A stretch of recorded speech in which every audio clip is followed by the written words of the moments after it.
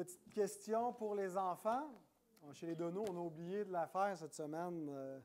On ne saura pas la réponse, fait qu'on compte sur les autres. Dieu prend-il plaisir dans l'obéissance de ses enfants? Qu'est-ce que vous en pensez?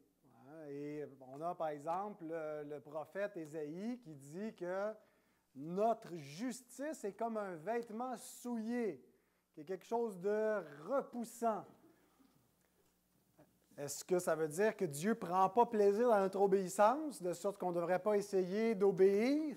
Il ne dit pas notre péché est comme un vêtement souillé, mais notre justice est comme un vêtement souillé.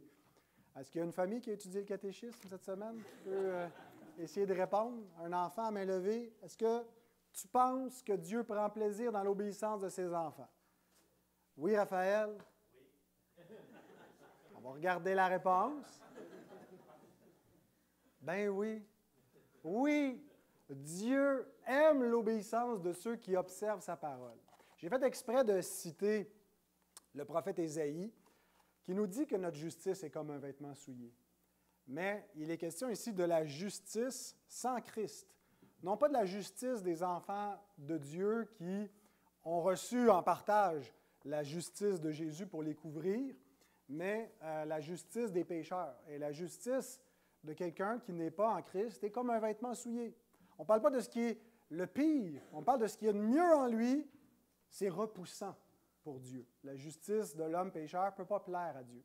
Mais, une fois qu'on est sauvé, qu'on a la justice de Jésus qui nous est donnée, on doit obéir.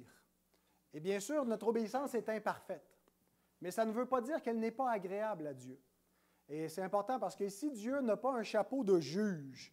Il n'exige pas, pour que notre obéissance lui soit agréable, une obéissance parfaite, exacte, personnelle, perpétuelle, sans faille. Parce que sinon, notre obéissance ne lui serait pas agréable. Il exige une obéissance qui procède de la foi en Jésus et qui marche de façon cohérente avec sa loi. Et on peut avoir la certitude que cette obéissance, bien qu'imparfaite, parce qu'elle regarde à Christ et qu'elle cherche à l'imiter, à l'aimer, et qu'elle vient de la foi en lui, elle est agréée de Dieu. Elle est agréable à Dieu. Elle ne nous sauve pas, mais elle fait que Dieu prend plaisir dans ses enfants. Et le texte ici de 1 Samuel 15, 22, c'est lorsque Saül essaie de se justifier pour dire pourquoi est-ce qu'il n'a pas obéi parfaitement à l'ordre de Dieu qui lui disait de livrer tous les ennemis d'Israël à l'interdit. Mais il avait conservé les plus beaux spécimens sur le cheptel des adversaires en disant « c'est pour les offrir à Dieu ». Et le prophète Samuel lui rappelle que Dieu prend davantage plaisir à l'obéissance qu'au sacrifice. Et parfois, on a des systèmes comme ça dans notre tête où on essaie de se justifier pour dire « je le fais pour l'offrir à Dieu », tout en désobéissant à Dieu. Ce que Dieu veut de nous, ce n'est pas des sacrifices de ci ou de ça. Ce qu'il veut, c'est qu'on cherche à lui obéir de tout notre cœur et ça lui est agréable.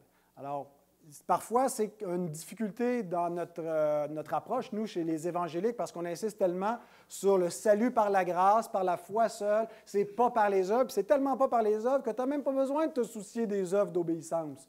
Mais ça, c'est une erreur. Notre salut n'est pas par les œuvres. Amen. Mais Dieu veut néanmoins une vie d'obéissance de ses enfants et ça lui est agréable. Puis sais-tu quoi? Si tu n'as pas une telle vie et que tu es un enfant de Dieu, il va te discipliner. Comme un père terrestre, j'espère que ton papa, quand tu désobéis, il te ramène dans le droit chemin. Il te fait sentir son déplaisir. Et que quand tu obéis, il te montre son affection ou son approbation et comment ton obéissance peut être agréable à ton Père. C'est la même chose avec ton Père céleste. Donc, Dieu apprécie l'obéissance de ses enfants.